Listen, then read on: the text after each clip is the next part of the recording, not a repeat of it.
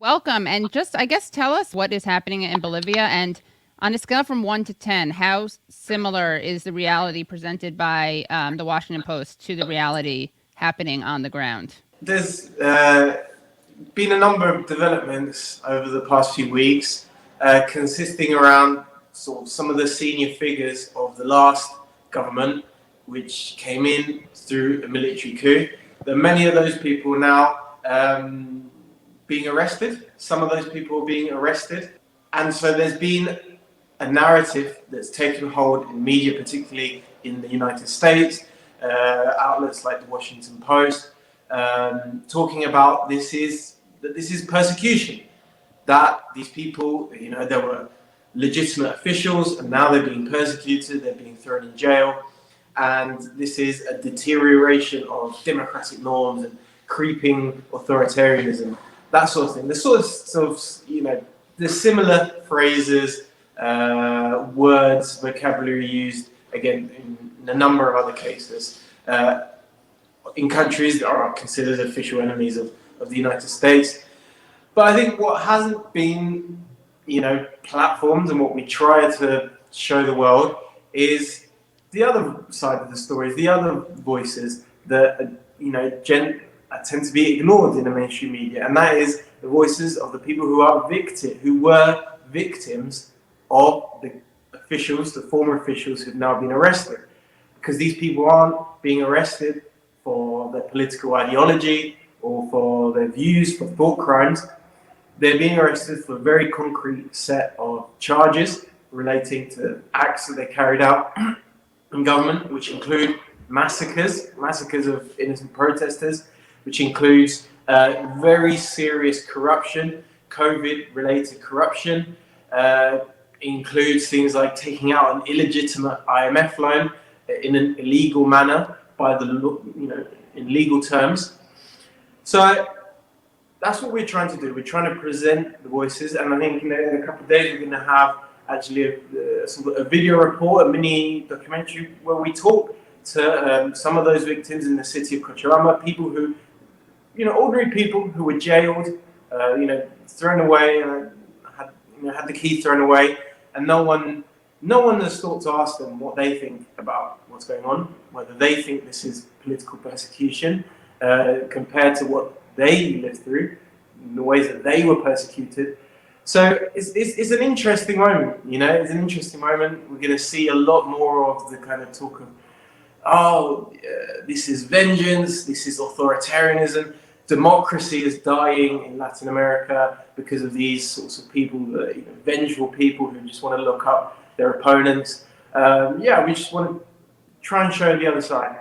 And we can actually look. They just a report was released by the State Department, which is interesting because, as you tweeted, the U.S. State Department has released its 2020 report on human rights practices for Bolivia. Its own report cites human rights abuses, including extrajudicial killings by the Janine Áñez regime, as well as heavy reliance on torture. Has Secretary Blinken read his own report? This comes in the context of Secretary of State Antony Blinken posting an official sort of communique condemning the Bolivian government, the current Bolivian government, for carrying out so-called political persecution against the former authorities, Janine Áñez, as I said earlier, who was installed through a military coup, who carried out massacres, human rights violations. He said that bringing justice against those people is persecution. He said the US state, is concerned about how democracy is being eroded in Bolivia. Yeah, that's the tweet.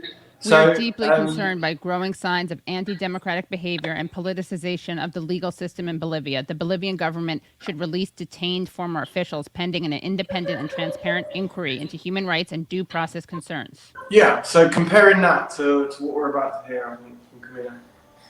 Yeah, so down the thread, we highlight that one exactly. In their very third paragraph, they say that these significant human rights issues do in fact exist, and where this in this beginning section, it does say that Luis Arce was democratically elected in the elections that were held on October 18th, but it doesn't actually mention that Luis Arce was in government for a month and a half for the entire year, and that the year was, characterized by a military coup regime led by Jean Áñez, who stole power, interrupting a 13-year democratically elected government headed by Evo Morales. It doesn't say that. And so it's kind of bizarre, like I mentioned to you earlier. It's like, it kind of seems like they're unaware of the timeline of which things took place in Bolivia.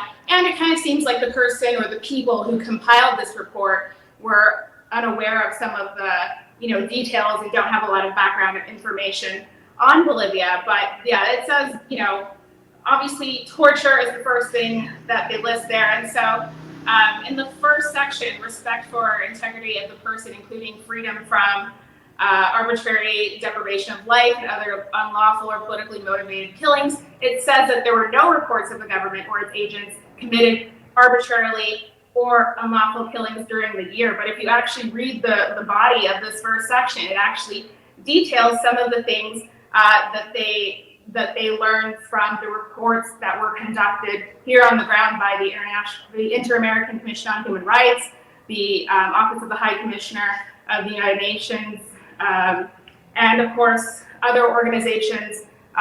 Most importantly, the Ombudsman's office here in Bolivia, specifically the National Ombudsman's office, as well as the local ones, who detailed all the different human rights violations. And those, of course, were, for the most part, glazed over in this report. It does mention Nelson Cox, who is the Defensoria, the Ombudsman of the Department of Cochabamba, where we are now, and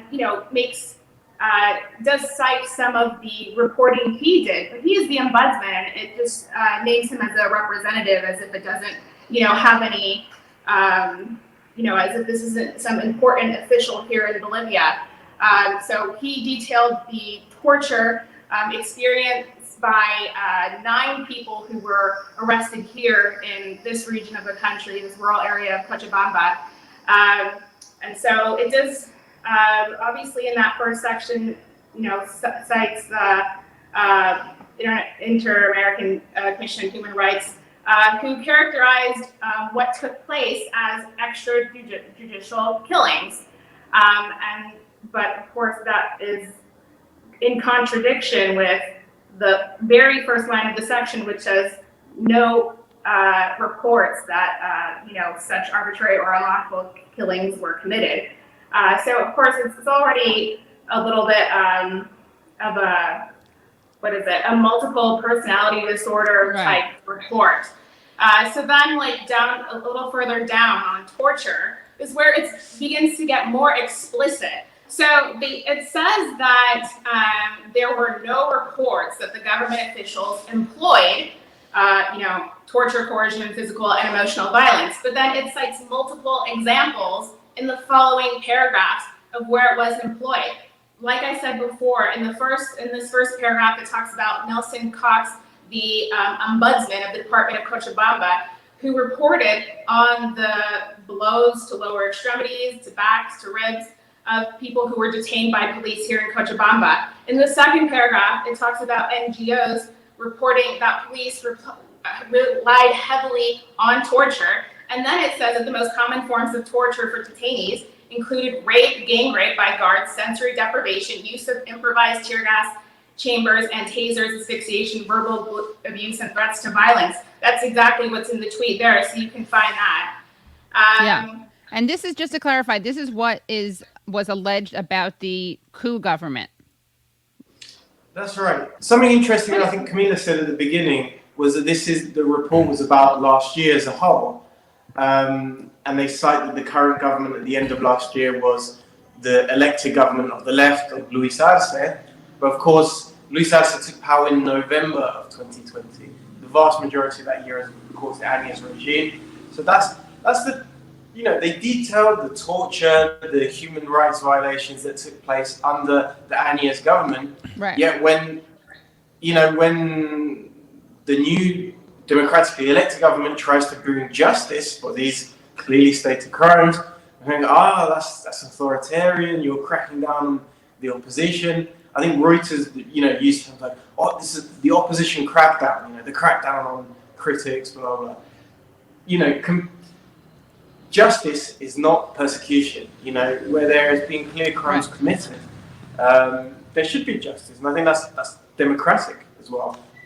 Right. Yeah, I also think it's a little bizarre, how the report was written, because we're talking about a year in which there were two different governments, following a year where there was a whole different government. So there's three potential governments that this report could be written about. And in the first section, it uses the word interim. And then later on, in another section, it uses the word transitional government. But in other sections, it doesn't refer whatsoever to who the government was, whether it was the government of Luis Arce, whether they're referring to the previous government in 2019 up until November of Evo Morales, or whether it's this interim or transitional government.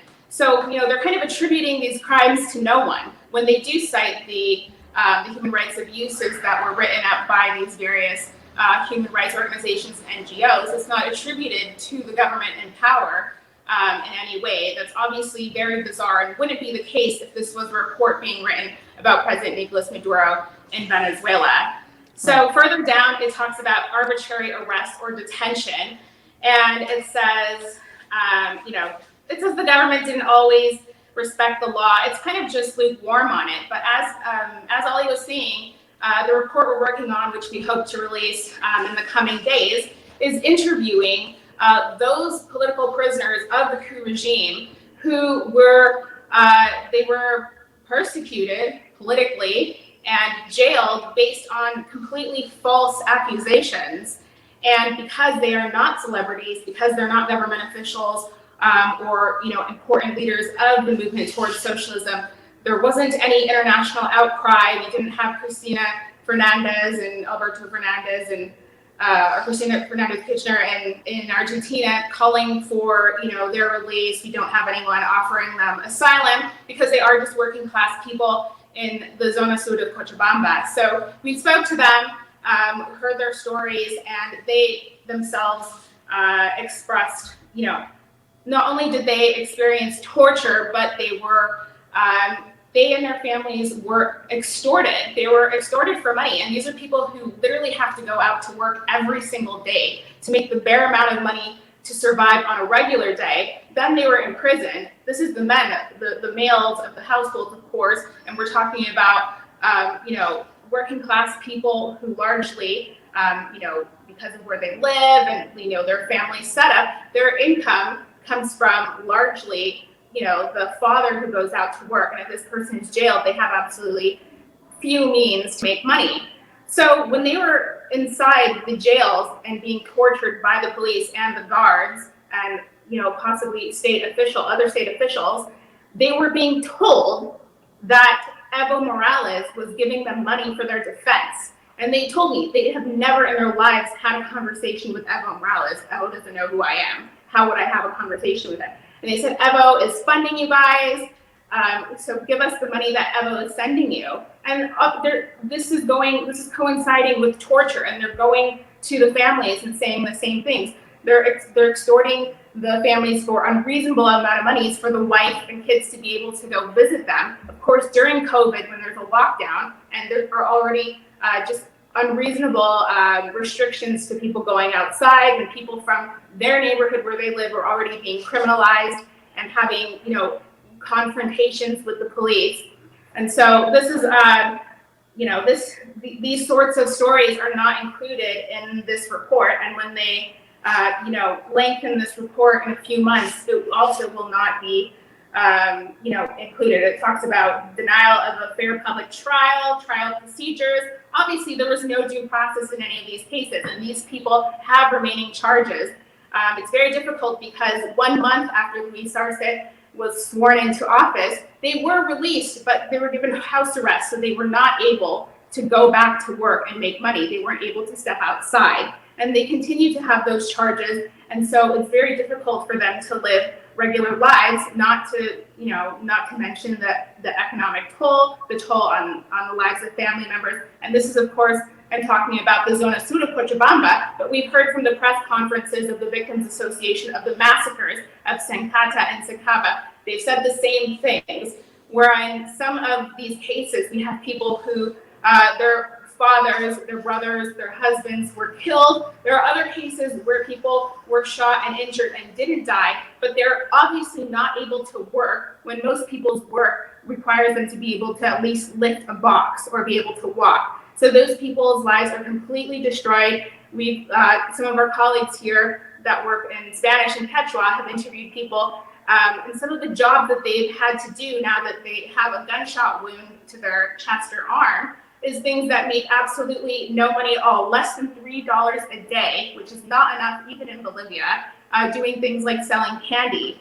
And then also, going back to political prisoners, it was not just in Caracara or the 2 massacres where people were rounded up by the dozens or hundreds, but in other areas of the country as well. And we're not hearing a lot about those. We won't be getting any international coverage because those people, of course, didn't die, but their lives were destroyed. They're trying to make it look like there's this rogue vigilante justice, when actually what they're doing is that they are like subjecting people to the law. Precisely. And massacres. Yeah, and it's certain. I mean, they, especially in the mainstream media, they say the current mass government is carrying out a campaign of revenge against the last government. But the issue of justice is not about revenge. The reason that you implement justice, punishments, is so that something doesn't happen again. So if there's impunity for these violations that Camila's been outlining, then what's to stop it happening next year? If there is some form of justice, if carrying out a coup, stealing large amounts of money through corruption schemes, carrying out serious human rights violations, if those things are seen to have a punishment, then you reduce the chances of those things happening again. So that's why the basic idea of justice, of punishment as a form of justice, and it's what people are calling for. And all of these like big institutions, would be the Washington Post or the Catholic Church in Bolivia, the call for the release of Janine Áñez, who carried out these crimes. Well, when did they ever call for the release of the hundreds and hundreds of people that were jailed and persecuted for political reasons last year? No one ever spoke for those people. And I think Camila's right in that even among the people who were persecuted in Bolivia last year, there's a sort of inequality and an injustice. I think senior figures of Evo Morales' government, for example, who were persecuted, and they suffered greatly.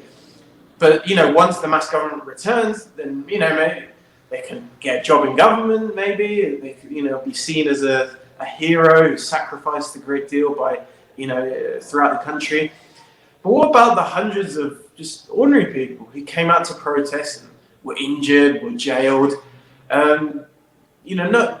No one hears their voices. No one thinks about them. They won't get a cushy job at the end of it. They're essentially forgotten about. So I think that's what we're trying to do, especially with this video report that Camila especially has been working on, is to try and show the human side of the statistics of what happened in Bolivia. In Bolivia, there was a coup carried out by the military and right-wing forces within the country with the support of the United States. And as a consequence of that coup, there was a very serious campaign of political persecution.